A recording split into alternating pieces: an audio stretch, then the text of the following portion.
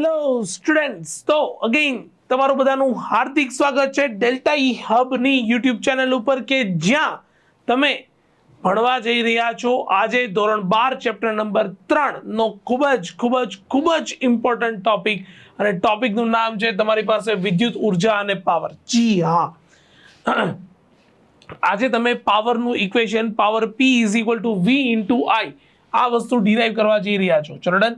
એક વસ્તુ સમજી લો કે તમારે આ ઇક્વેશન જે છે એમાં સૌથી પહેલા તો અહીંયા ઠહેર જાઓ યાર, હા ઠહેર જાઓ.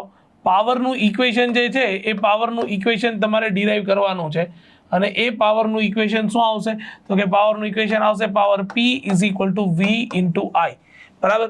હવે એ પાવરના ઇક્વેશન માટે સિમ્પલ વસ્તુ સમજી લો, તમારી પાસે એક સુવાહક છે અને એ સુવાહકને મેં સિમ્પલી કોઈ એક બેટરી સાથે આ રીતે કનેક્ટ કરેલો છે. સમજી લેજો બહુ વ્યવસ્થિત.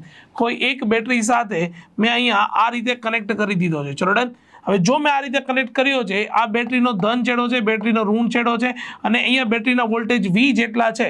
બરાબર. તો સિમ્પલ લોજિક તમને એવી ખબર પડે ને કે વિદ્યુત પ્રવાહ ક્યાંથી ક્યાં વહેતો હશે, તો કે વિદ્યુત પ્રવાહ A થી B સુધી વહેતો હશે. હવે આ વિદ્યુત પ્રવાહ વહે છે એનો સીધો સિમ્પલ મતલબ અહીંયા એવો થઈ જાય કે ઓબ્વિયસ છે કે VA નું વિદ્યુત સ્થિતિમાન VB ના વિદ્યુત સ્થિતિમાન કરતા કેવું છે, વધારે હશે, અને આ વિદ્યુત સ્થિતિમાનના તફાવત હેઠળ કંઈક ડેલ્ટા Q જેટલો વિદ્યુત ભાર જે છે, ડેલ્ટા Q જેટલો વિદ્યુત ભાર જે છે એ A થી લઈને B સુધી વહન પામતો હશે. ચલો ડન. ક્લિયર છે? આટલી કહાની ખબર પડે છે. કોઈ એક સુવાહક છે, બેટરી સાથે કનેક્ટ કરી દીધી છે, બેટરીના વોલ્ટેજ જે છે V જેટલા છે, ઓબ્વિયસ છે VA > VB છે, તો કોઈ એક વિદ્યુત ભાર જે છે એ છેડા A થી ડેલ્ટા Q જેટલો વિદ્યુત ભાર જે છે એ છેડા A થી છેડા B સુધી જતો હશે. ચલો ડન. હવે ડેલ્ટા Q વિદ્યુત ભાર જ્યારે છેડા A થી B સુધી જતો હોય તો હું છેડા A પાસેની વિદ્યુત સ્થિતિ ઉર્જા U કહી દઉં, અને છેડા B પાસેની વિદ્યુત સ્થિતિ ઉર્જા U કહી દઉં, અને મારે સિમ્પલ બંને વિદ્યુત સ્થિતિ ઉર્જા વચ્ચેનો તફાવત ડેલ્ટા U જે છે એ મારે શોધવાનો છે. ચલો ડન. સૌથી પહેલા આટલી વસ્તુ ખબર પડી ગઈ, આટલી વસ્તુ સમજાણી. તો ઓબ્વિયસ છે ને કે ડેલ્ટા U ને જો મારે વ્યાખ્યાયિત કરવું પડે તો અંતિમ માઇનસ શું કરવું પડે, પ્રારંભિક. હવે જો અંતિમ માઇનસ પ્રારંભિક કરું તો સિમ્પલ અહીંયા લખી શકું ડેલ્ટા U = અંતિમ હતું UB પાસે માઇનસ પ્રારંભિક હતું UA પાસેનું. ચલો ડન. UB - UA. આટલી વસ્તુ ક્લિયર કટ ખબર પડી ગઈ? આટલી વસ્તુ સમજાઈ ગઈ? હા કે ના બોલી જાઓ. બરાબર. હવે જો આટલી વસ્તુ સમજાઈ ગઈ હોય તો વિદ્યુત સ્થિતિ ઉર્જાને કેવી રીતે વ્યાખ્યાયિત કરી શકાય, તો કે UB પાસેનું વિદ્યુત સ્થિતિમાન એટલે કે ડેલ્ટા Q * V માઇનસ શું આવશે, ડેલ્ટા Q શું લખાશે, V લખાશે. ચલો ડન. ડેલ્ટા Q ને બંને બાજુથી કોમન કાઢી લો તો ડેલ્ટા Q * બ્રેકેટ હું શું લખી શકીશ તો કે V at point B minus વિદ્યુત સ્થિતિમાન A બિંદુ પાસેનું. હવે તમને અહીંયા દેખતા એવી ખબર પડે કે V મોટું છે VB કરતા, અને બંને વચ્ચેનો વિદ્યુત સ્થિતિમાનનો તફાવત એક્ઝેક્ટ છે કેટલો, તો કે A એક્ઝેક્ટ છે મારી પાસે V જેટલો. તો સિમ્પલ વસ્તુ છે કે હું અહીંયા શું લખીશ તો કે મોટું છે એટલે અહીંયા લખીશ માઇનસ ડેલ્ટા Q * V લખી શકીશ. તો આ મને ડેલ્ટા U ની કિંમત મળી. આ મને કોની કિંમત મળી, ડેલ્ટા U ની કિંમત મળી. આટલી વસ્તુ ક્લિયર કટ સમજાવી જ જોઈએ. ડેલ્ટા U શું છે તો કે વિદ્યુત સ્થિતિ ઉર્જા છે. અરે ભાઈ, આપણે તો ઉર્જા સંરક્ષણના નિયમનું તો પાલન કરીએ કે ના કરીએ? તો ભાઈ આ મને એક વાતનો જવાબ આપ કે ઉર્જા સંરક્ષણના નિયમ પરથી બરાબર હું શું લખી શકું તો કે સિમ્પલ વસ્તુ છે, હું અહીંયા લખી શકું ઉર્જા. આ વસ્તુ બહુ વ્યવસ્થિત છે, યાદથી સમજી લેવાનું. ઉર્જા સંરક્ષણના નિયમ પરથી શું લખી શકો તો કે સર ઉર્જા સંરક્ષણના નિયમ પરથી તમે આવું લખી શકો delta K plus delta U = what, તો કે 0. બોલ હા કે ના? આટલી વસ્તુ ખબર પડી? અને સિમ્પલ છે કે ડેલ્ટા K બરાબર પ્લસ ડેલ્ટા U એટલે અહીંયા માઇનસ લખું છું, શું આવશે ડેલ્ટા Q * V = 0. તો મને ડેલ્ટા K બરાબર મને ઇક્વેશન મળે ડેલ્ટા Q * V, આવું ઇક્વેશન મળે. ચલ ડન. આટલી વસ્તુ ખબર પડી? આટલી વસ્તુ સમજાણી? બરાબર કે delta K = delta Q * delta V આ ઇક્વેશન મને મળે. અને જો આ ઇક્વેશન મળે તો હવે મને એક વસ્તુ ખબર પડે, શું તો કે કાર્ય ઉર્જા પ્રમેય કે જે તમે ધોરણ 11 ની અંદર ભણીને આવ્યા. બરાબર. કાર્ય ઉર્જા પ્રમેય પરથી બોલ શું લખી શકાય? કાર્ય ઉર્જા પ્રમેય પરથી તમે સિમ્પલ વસ્તુ લખી શકો ને, શું? તો કે ડેલ્ટા ડબલ્યુ બરાબર ડેલ્ટા કે. આ વસ્તુ તમને યાદ હોવી જોઈએ, બરાબર? ડેલ્ટા ડબલ્યુ બરાબર ડેલ્ટા કે. હવે ડેલ્ટા કે ની એક કિંમત તો મળેલી જ છે, તો ડેલ્ટા કે ની કિંમત ઉપાડીને હું સામેના ઇક્વેશનમાં મૂકી દઉં તો delta W is equal to શું લખી શકું? તો કે ડેલ્ટા ક્યુ ઇન્ટુ શું લખી શકાય? તો કે વી. પણ હવે તમને એક વસ્તુ બીજી એવી પણ ખબર હોવી જોઈએ કે તમારી પાસે જે વિદ્યુત પ્રવાહ I છે, શું એને આવી રીતે વ્યાખ્યાયિત ન થાય? I is equal to delta Q by delta T. આ વ્યાખ્યાયિત થાય કે ના થાય? તો આના પરથી delta Q is equal to શું લખી શકું? તો કે I ઇન્ટુ ડેલ્ટા ટી. તો સર લખો ને, બરાબર? સીધું સિમ્પલ લખી નાખું અહીંયા. Delta W is equal to હું લખી શકીશ I into delta T into V. અને હવે ડેલ્ટા ટી આના છેદમાં લાવી દઉં તો delta W by delta T is equal to શું લખાય? તો કે અહીંયા લખાશે I ઇન્ટુ વી લખાશે. મને એક વાતનો સિમ્પલ જવાબ આપી દો કે એકમ સમયમાં થતું કાર્ય બોલ શું કહેવાય? એકમ સમયમાં થતું કાર્ય બોલ શું કહેવાય? બહુ સિમ્પલ છે. Delta W by delta T ને હું વ્યાખ્યાયિત કરી શકીશ અહીંયા power P is equal to V into I. ચલ done. I into V or V into I એ હું લખી શકું. ચલ આટલી વસ્તુ ખબર પડે, આટલી વસ્તુ સમજાય. તો ભાઈ જુઓ તો સાબિત શું કરવાનું? તો power P is equal to V into I. આ વસ્તુ તો સાબિત કરવાની હતી. એ વસ્તુ તમારે સાબિત કરવાની હતી જે તમે અહીંયા power P is equal to V into I આ સ્વરૂપમાં તમે સાબિત કરી ચૂક્યા છો. ચલો ડન. ક્લિયર છે? આટલી વસ્તુ ખબર પડી?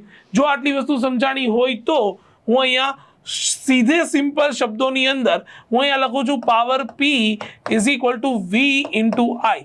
ચલો ડન. પરંતુ ઓહમના નિયમ પરથી તમે શું લખી શકો? તો કે સર ઓહમના નિયમ પરથી ઓહમના નિયમ પરથી સૌથી પહેલા તમે લખી શકો V is equal to I into R. બરાબર? V is equal to I into R જ્યારે આપણા ઉપરના સમીકરણમાં મૂકો તો power P is equal to V ને બદલે હું શું મૂકશો? I into R. અને અહીંયા મુકાશે અગેન I, તો power P is equal to equation આવશે I સ્ક્વેર આર. ચલ ડન. એક આ ઇક્વેશન આવ્યું I સ્ક્વેર ઇન્ટુ આર. અને હજી સેમ વસ્તુ આપણે રિપીટ કરીએ કે ઓહમના નિયમ પરથી બીજું હજી શું મૂકી શકાય? તો કે અગેન અહીંયા મારે લખવું જોઈએ કે ઓહમના નિયમ પરથી હું સિમ્પલ વસ્તુ લખી શકું. I ને સૂત્રનો કરતા બનાવું તો I ઇઝ ઇક્વલ ટુ લખાય V બાય આર. ચલ ડન. V by R. અને V બાય આર મૂક્યા પછી પાવર P ને સૂત્રનો કરતા બનાવું તો power P is equal to V તો એમનો એમ છે જ તે, I ની બદલે શું લખાય? તો કે V ના છેદમાં R. તો એનો મતલબ power P is equal two બીજું ઇક્વેશન મળ્યું V સ્ક્વેર બાય આર. તો ભાઈ એક વસ્તુ સમજી લે કે મારે જે છે એ પાવરના કેટલા ઇક્વેશન્સ યાદ રાખવાના છે? તો કે મારે જે છે એ પાવરના 3 સમીકરણો યાદ રાખવાના છે. બરાબર? એમાં જે પહેલું સમીકરણ જે છે એ મારે આ યાદ રાખવાનું છે. આ મારે ફર્સ્ટ સમીકરણ તરીકે યાદ રાખવાનું છે. અને બીજા સમીકરણ તરીકે મારે આને યાદ રાખવાનું છે.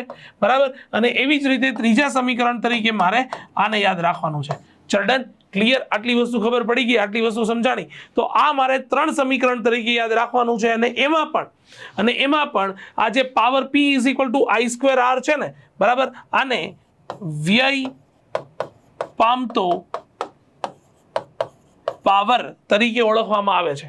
કયા તરીકે ઓળખવામાં આવે છે? આને વ્યય પામતા પાવર તરીકે ઓળખવામાં આવે છે ગાઈસ. ચલો ડન. ક્લિયર છે? આટલી વસ્તુ ખબર પડી? આટલી વસ્તુ સમજાણી? બરાબર? આટલી વસ્તુ સમજાઈ ગઈ હોય, બરાબર, તો હા એક સ્લાઇડની અંદર જ મેં લખી નાખ્યું, કોઈ વાંધો નહીં. ચલો પેલા આટલી વસ્તુ નોટ ડાઉન કરી લો. આટલી વસ્તુ સિમ્પલ ફોર્મની અંદર નોટ ડાઉન કરી લો. બરાબર છે? આટલી વસ્તુ નોટ ડાઉન કર્યા પછી સ્ક્રીનશોટ લઈ લો, કારણ કે આ વસ્તુ PDF ની અંદર તમને નહીં મળી શકે. બરાબર? કારણ કે આને અભી હાલ જ હું રફ કરવા જઈ રહ્યો છું. તો હજી હું કહું છું આ વસ્તુ નોટ ડાઉન કરી લેજો. બરાબર?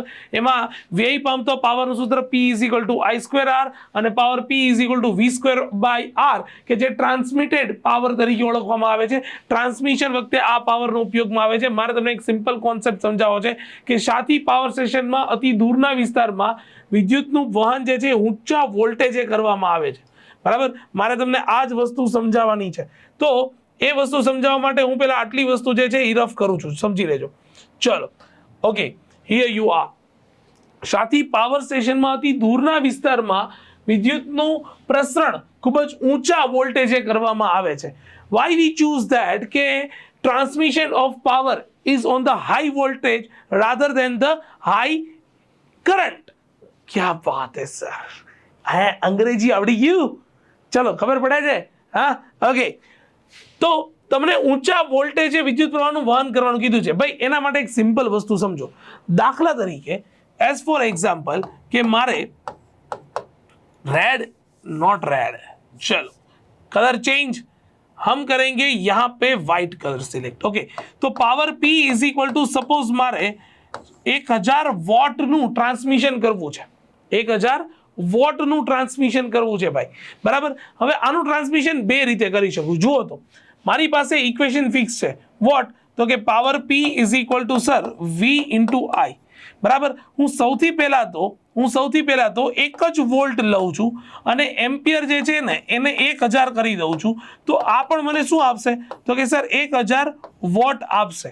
ચલો ડન, કારણ કે ઇક્વેશન છે power P is equal to V into I, અને બીજાની અંદર power P is equal to V into I ની અંદર હું સિમ્પલ વોલ્ટેજ જે છે એ 1000 કરી દઉં છું અને કરંટ જે છે એ 1 એમ્પિયર કરું છું, તો આની કિંમત પણ મને 1000 વોટ જ મળવાની છે. બટ હવે અહીંયા એક વસ્તુ સમજી લો કે મેં તમને હજી હમણાં જ શીખવાડ્યું કે બે વસ્તુ મેં તમને શીખવાડી. કઈ બે વસ્તુ શીખવાડી, તો કે એક મેં તમને વ્યય પામતા પાવરનું સૂત્ર કીધું, power P is equal two I²R, બરાબર. અને બીજું મેં તમને કીધું ટ્રાન્સમિટેડ પાવર, બરાબર. ટ્રાન્સમિશનમાં વપરાતો પાવર, એનો ઇક્વેશન કીધું power P is equal to V² by R. ભાઈ હવે મને એક વાતનો જવાબ આપ કે જો હું અહીંયા કરંટની વેલ્યુ 1000 લઈને, બરાબર, વિદ્યુત પ્રવાહની વેલ્યુ 1000 લઈને પાવરનું ટ્રાન્સમિશન કરું છું, તો મને દેખતા જ એવી ખબર પડે કે કયું સૂત્ર, તો કે સર I²R. આ સૂત્રની મદદથી મારો મહત્તમ વ્યય થશે. મહત્તમ શું થશે, તો કે વ્યય થઈ જશે, બરાબર. કારણ કે R જે છે એ તો આપણા પાર્ટમાં છે જ નહીં ને. R એટલે તો જે તે તાર જે જોડેલા હશે એનો અવરોધ છે, તો એ અવરોધ અહીંયા પણ છે ને એ અવરોધ અહીંયા પણ છે, પણ અહીંયા ગુણાકારમાં છે એટલે એમાં પાવર વ્યય વધારે થશે. બીજું, જો હું 1000 વોલ્ટને લઈને જો હું આ ટ્રાન્સમિશન કરું છું, બરાબર, તો મારો વ્યય જે છે એ મિનિમમ થઈ જશે, કારણ કે એ તો ટ્રાન્સમિશન થતો પાવર છે V² બાય R. ચલો આટલી વસ્તુ ખબર પડે. જો આ વસ્તુ નથી સમજાતી તો તમે માત્ર ને માત્ર વ્યય પામતા પાવરનું જે આ સૂત્ર છે આને લઈને જ બી તમે જો એને એક્સપ્લેનેશન આપો છો તો પણ તમને પૂરા માર્ક મળશે.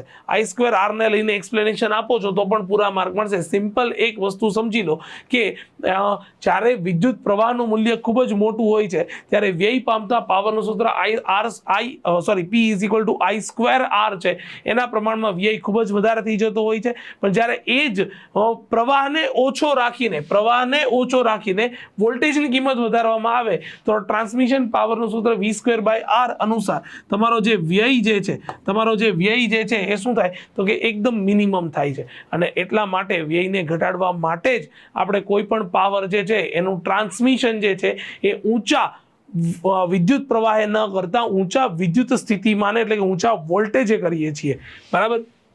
તો આ રીતે ઊંચા વોલ્ટેજે શું કામ કરવામાં આવે ને, આ વસ્તુ જે છે ને એ તમારે નોટ ડાઉન કરવાની છે. ચલો ડન, ક્લિયર છે. તો આ હતો તમારો સિમ્પલ ટોપિક પાવરનો, બરાબર.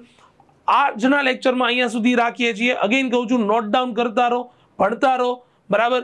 અને ખાસ કરીને સારું લાગે તો લાઈક, શેર અને કમેન્ટ કરો, બરાબર. Thank you so much guys, thank you so much.